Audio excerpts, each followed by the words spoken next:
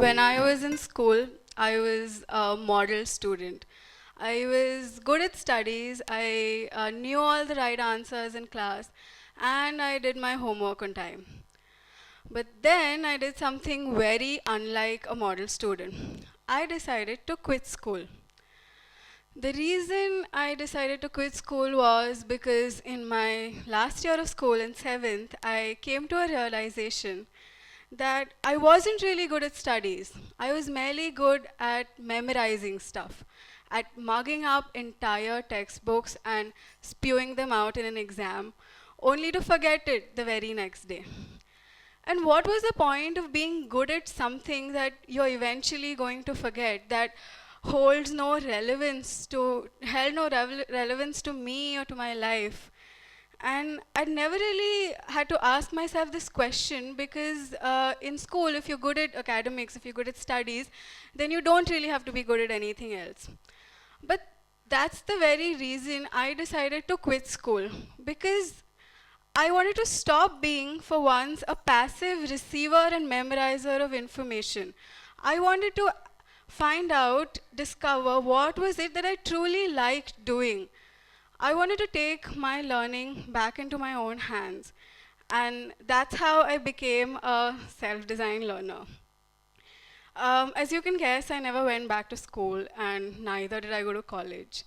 For the last 2 years, I've been a part of Swaraj University, which is India's first university dedicated to self-designed learning. It grows from the spirit of Eklavya, who was, maybe you all know, the mighty archer from the Mahabharata, who knew all that he learned on his own. Except that in today's world, we don't really need to lose our thumbs like poor Eklavya had to. So we are a community of learners at Swaraj who are all on a quest, sort of like the quest in Harry Potter for the Deathly Hallows, except that here we are discovering our own hallows, things that give us and our lives meaning rather than immortality. During our quest, we explore our passion and our interest through mentorships, through hands-on experiences, and real life. We get to choose our own gurus and learn from them. We also learn from each other. We live in a community in a small campus in Udaipur. And because we believe that no matter how crazy we may be in doing this, we still want to be reassured that we're not alone. So what exactly is self-designed learning? Because I keep talking a lot about it. Well, in conventional schools, some higher authority who doesn't even know me gets to decide for me what subjects I should learn and what textbooks I should read in order to learn that subject, and ultimately what exam I should give to figure out whether I am intelligent or not. But as a self-designed learner, I take my learning back into my own hands. I say, I decide what I want to learn and how I want to learn it and from whom. And self-designed learning is essentially lifelong learning, because I don't need a degree to figure out that when I have learned enough, as my learning will organically and seamlessly manifest into my work, into the person I am. So let me tell you a little secret. We are all self-designed learners. We just need to ask ourselves this question: what is it that I truly care about?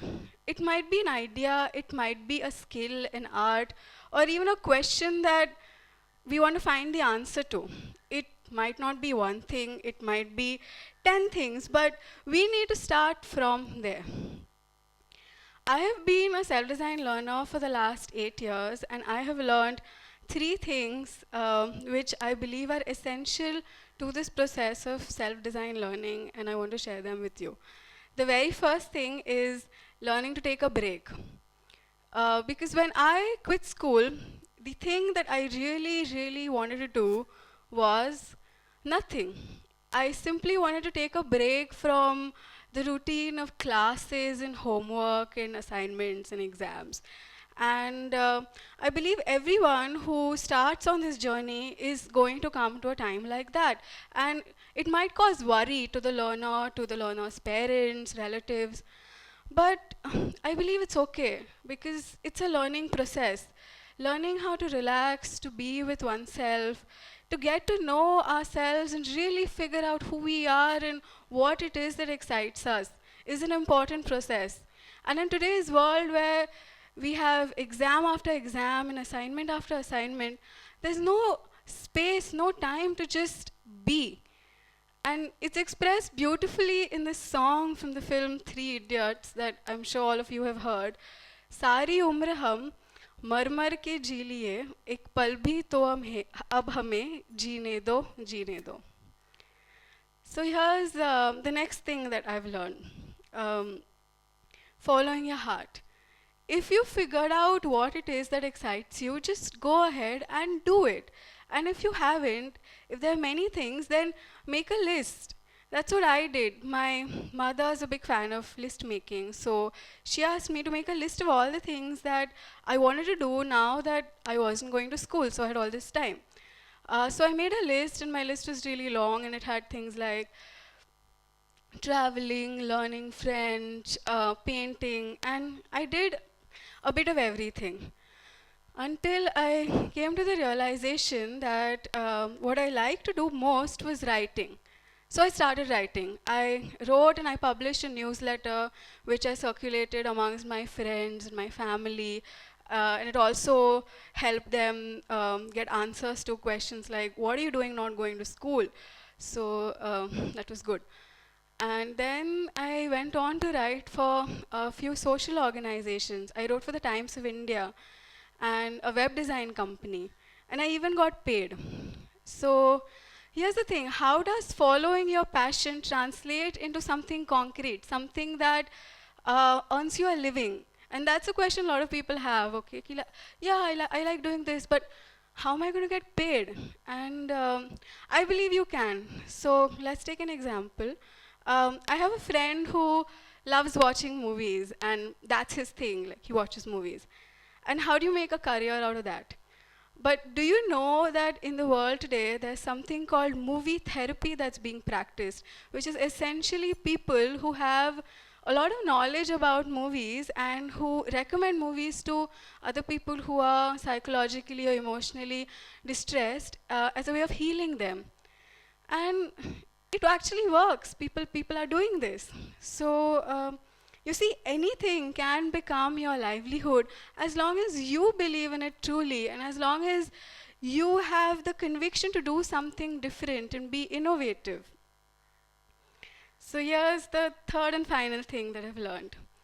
Asking for feedback.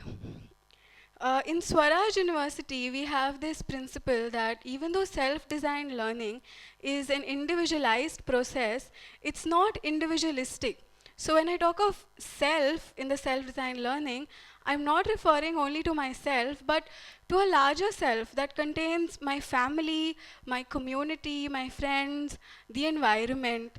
And just as I learn for and by myself, I also need to make my learning relevant and beneficial to this larger self. And that's where feedback comes in, because feedback keeps us grounded and connected to this larger self. And as a self-designed learner, I've learned a lot from feedback. I've learned that even though people may disagree with you, that doesn't mean that they're wrong. And that doesn't mean I'm wrong either.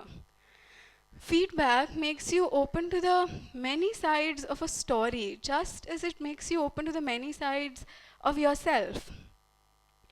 When I decided to pursue writing as my passion, I formed a group. I formed something called my Feedback Council, which essentially which essentially consisted of my parents, some friends, a few mentors, and who would all give me feedback on my writing and their critical insights and critical feedback and insights. And this definitely helped me grow as a writer, but it also helped me grow as a person, because through the feedback, I got many more ideas to write about, many more questions to think about, and my understanding of the world deepened too. And I believe all of us have a feedback council around us of people who know you well enough to give you honest feedback that can hurt sometimes, but it makes you grow. And maybe you're just not giving it that kind of recognition. But I think you should, because having this feedback council around you is much more important, to me at least, than having a whole lot of degrees and certificates. So, how do you make your learning relevant to this larger self? At Swaraj, we are encouraged to start an activity or a project that is related to our learning, but is also, it engages the larger community. Because we believe that as young people, we don't need to wait for some distant future to start making a difference. We can start making a difference right now with the skills we have, with the questions we have, and without being afraid of making a mistake, because failure ultimately is also a learning process. So I'm a big fan of letters. And once I came across this box in my house, which is filled with the letters that my parents had written to each other over the years. And I was really touched because my mom had still kept these letters after all these years. And that's where I got the idea of rekindling letter writing as a way of real communication. Because it also happened because, well, I was on Facebook, I think all of us are, and I had 700, 800 friends, but somewhere I still felt lonely. I felt like I wasn't having real conversations with people on Facebook anymore, and conversations that were deep, were heart to heart, and I needed to have those. So my way of doing that was writing letters. And I wrote a lot of letters. I wrote one letter per day to friends, to anybody who asked me. And somewhere these people started responding to me and they started writing to their friends. So I got letters from people I didn't even know who told me stuff like, it was so great after such a long time to actually hold an envelope in my hand that was addressed to me. Or this guy who said that he'd taken the first step to end a bitterness that was going on in his family for the last 20 years just by sending one letter. So many stories of forgiveness, of gratitude, of connection, and ultimately of love, all through letters. And that's how the Prem Patra project began as a little movement. And I invite all of you to join in and send a letter to somebody you care about and tell them that. So, the future, that's the next point, and that's the question a lot of people ask me. Ki, okay, what you're doing at Swaraj is great, but are you going to get a degree from Swaraj University? Because that's really what everybody's scared of, what everybody cares about these days, you know. Getting a degree is the ultimate aim of formal education. A degree from a prestigious institution that's going to decide your place in the food chain in this world, how much you're worth, how much you earn, whether you're successful or not. But let's think for a moment, what does the degree that you hold or certificate that you hold tell me about you as a person, about your ideas and dreams, about your questions and things that keep you awake at night, about your relationships, about whether or not you're a good friend, a good listener? I say nothing. Things like courage or creativity or compassion cannot be measured through exams and cannot be certified through degrees. So no, Swaraj University is not going to give me a degree. And instead, all the khojis are, they develop their own portfolios, which consist of documentation of work experience, of recommendation letters from mentors, and self-assessments. And we are initiating this little movement called Healing Ourselves from the Diploma Disease, which encourages people who run organizations or enterprises or even universities to accept and to value the person, not the BA, not the PhD. And I'm very glad to say that a lot of the khojis who have graduated from Swaraj University today are getting offers from social organizations, from schools even, and many have started their own enterprises. And all of us have a dream that that there is a world someday.